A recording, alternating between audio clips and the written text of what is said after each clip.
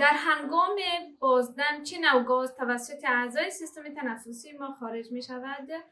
در تنفس کردن دو عملیه صورت میگیره. عملیه گرفتن هوا یعنی گرفتن اکسیژن که به نام دم یا انهلیشن یاد میکنیم و عملیه خروج هوا یعنی خروج گاز کربن دی اکساید که به نام بازدم یا اکسهلیشن یاد میکنیم.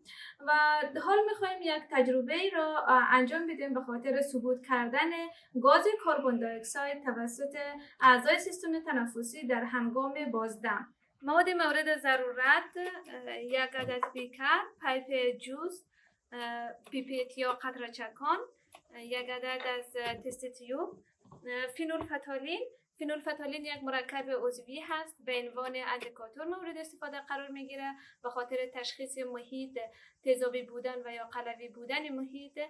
فینولفتالین در محیط اسیدی بیرنگ و در محیط قلوی رنگ ارغوانی رو به خود میگیره. کلسیم هیدروکساید از جمله القلی های متوسط هست، با تیزاب داخل تعامل شده نمک و آب میسازه و همچنین کلسیم هیدروکساید خاصیت تخشش کننده را داره.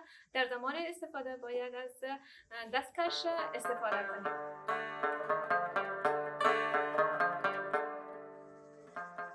روش کار چطور است؟ ما چطور میتونیم تجربه را انجام بدیم؟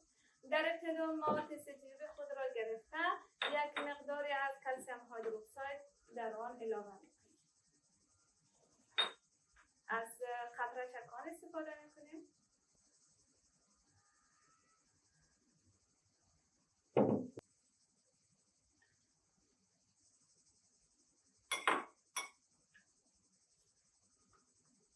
مقداری از کلسیم هیدروکساید را گرفته در بین تست تیوب انداختیم و حالا در بین تست تیوب خود یک چند قطره از فینولفتالین اضافه میکنیم.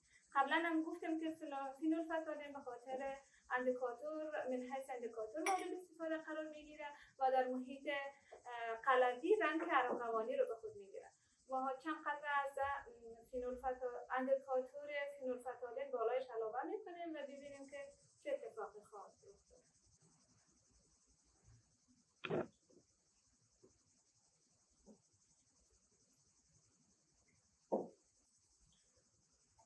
فینولفتالین رنگ ارغوانی رو به خود گرفت.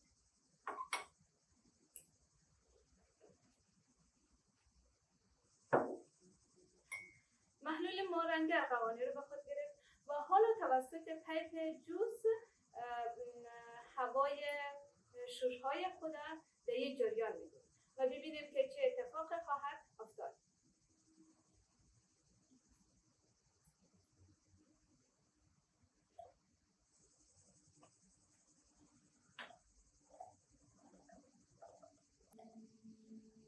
در زمان پف کردن باید احتیاط لازم صورت بگیره تا که این محلول وارد بدن ما نشود.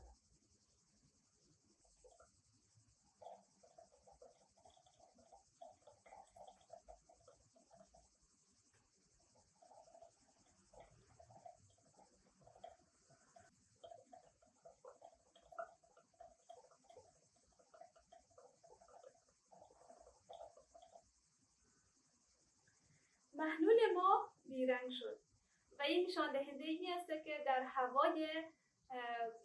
در هوایی که ما پف میکنیم مقدار فیصدی زیاد از کربن دی اکساید وجود داره و همون کربن دی اکساید آمد همراه با کلسیم هیدروکساید داخل تعامل شد، نمک و آب ساخت و خود این تجربه خوب با صورت آسان به این نتیجه میرسیم که در زمان بازدم ما گاز کربن دی اکساید را در محیط انتقال می‌دهیم.